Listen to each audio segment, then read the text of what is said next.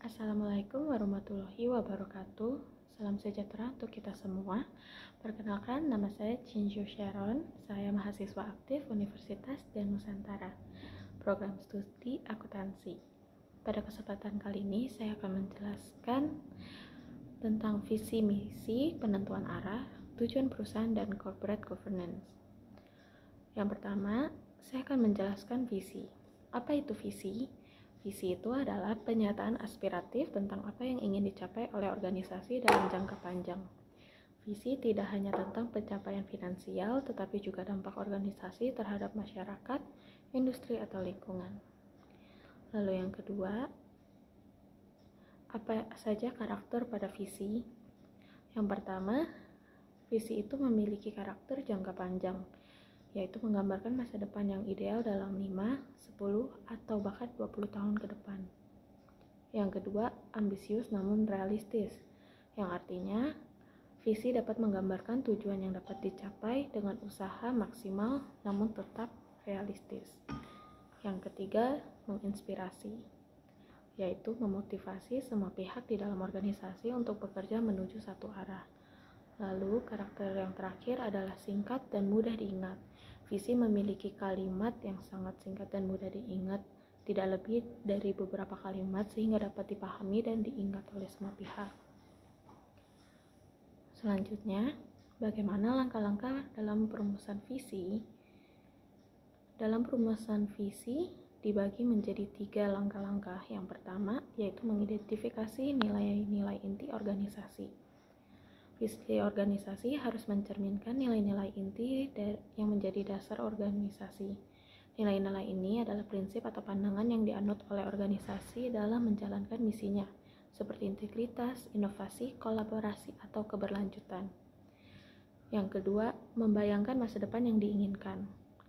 Pemimpin organisasi harus mengidentifikasi dan membayangkan seperti apa organisasi tersebut di masa depan jika semua tujuan telah tercapai. Lalu langkah berikutnya adalah melakukan analisis SWOT atau SWOT. Sebelum menetapkan visi, lakukan analisis SWOT, yaitu adalah strength, weakness, opportunities, and threats, untuk memahami kekuatan dan kelemahan internal organisasi serta peluang dan ancaman eksternal. Yang pertama, kekuatan atau strength, yaitu adalah apa yang menjadi keunggulan utama organisasi saat ini. Yang kedua, kelemahan atau weakness, apa yang perlu diperbaiki agar organisasi dapat bertumbuh. Selanjutnya ada peluang atau opportunities, peluang eksternal yang dapat dimanfaatkan oleh organisasi. Lalu yang terakhir ada ancaman atau threats, tantangan eksternal apa yang mungkin dapat menghambat pencapaian visi. Oke, selanjutnya adalah misi. Apa itu misi?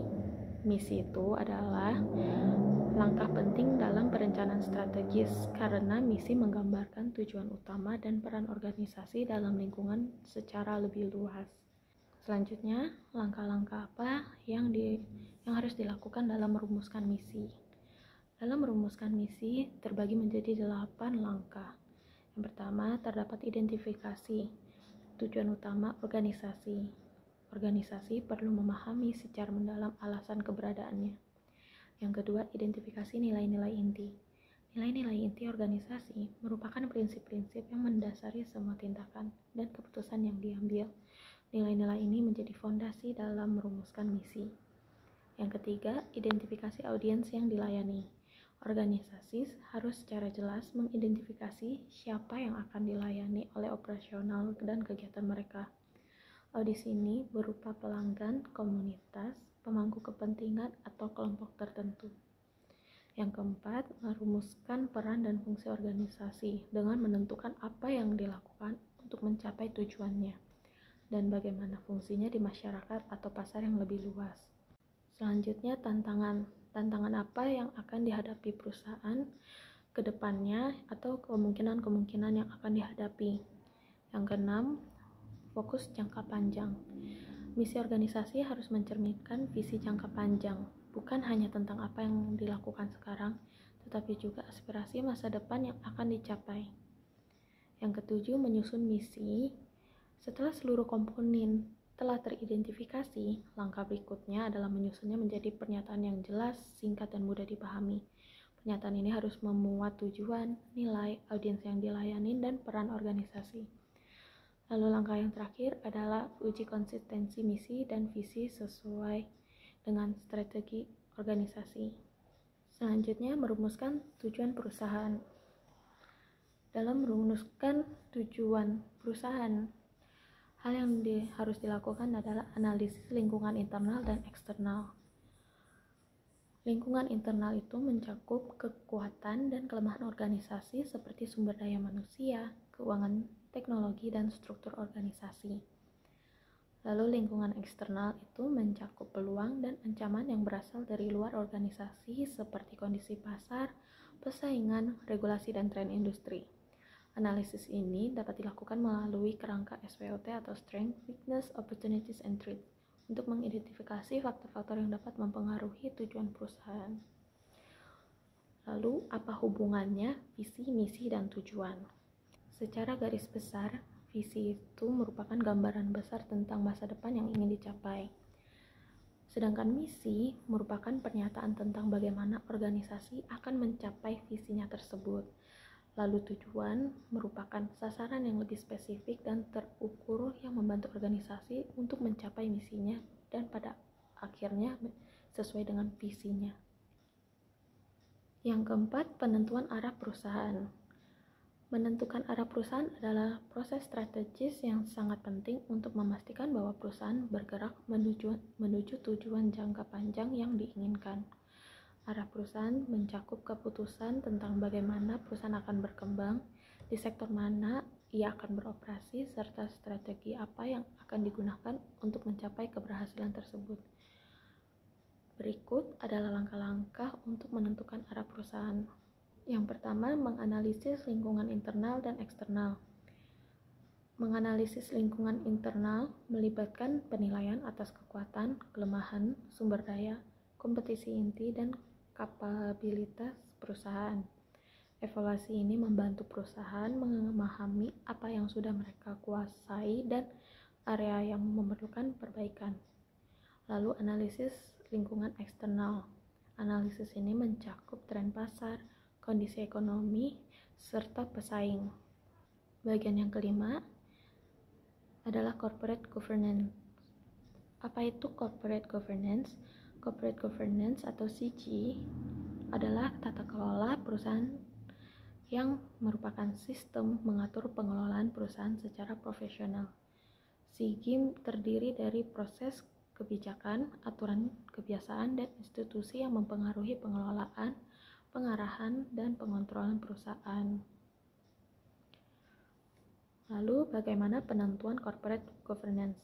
Penentuan corporate governance di sebuah organisasi melibatkan serangkaian mekanisme, aturan, praktik, dan proses yang menentukan bagaimana perusahaan dikelola dan diarahkan. Corporate governance tidak hanya berkaitan dengan kepatuhan terhadap peraturan, tetapi juga memastikan bahwa perusahaan beroperasi secara etis, bertanggung jawab, dan transparan. Selanjutnya, langkah-langkah yang harus dilakukan dalam menentukan corporate governance di organisasi. Yang pertama, langkah yang harus dilakukan adalah pembentukan struktur dewan direksi dan manajemen. Struktur organisasi adalah fondasi dari corporate governance yang melibatkan 3 posisi. Yang pertama ada dewan direksi, yaitu anggota yang bertanggung jawab atas pengawasan eksekutif dan memastikan bahwa kepentingan pemegang saham dilindungi.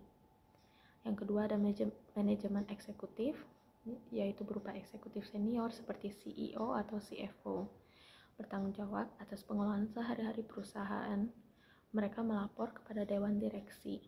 Yang ketiga ada komite dewan, komite khusus seperti komite audit, komite risiko, dan komite remunerasi dibentuk untuk memantau daerah-daerah kunci perusahaan.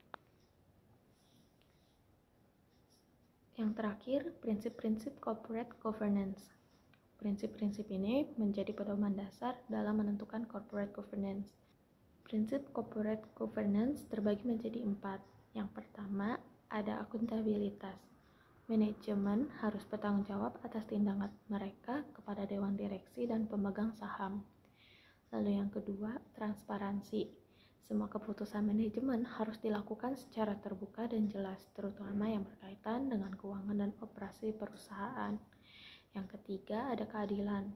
Perusahaan harus memperlakukan semua pemangku kepentingan secara adil, termasuk pemegang saham minoritas, karyawan, dan pelanggan. Lalu prinsip yang terakhir adalah kepatuhan. Organisasi harus mematuhi hukum dan peraturan yang berlaku serta praktik bisnis yang etik. Sekian presentasi mata kuliah manajemen strategik tentang visi, misi, penentuan arah, dan tujuan perusahaan, serta corporate governance. Untuk kurang lebihnya, mohon maaf. Terima kasih. Wassalamualaikum warahmatullahi wabarakatuh.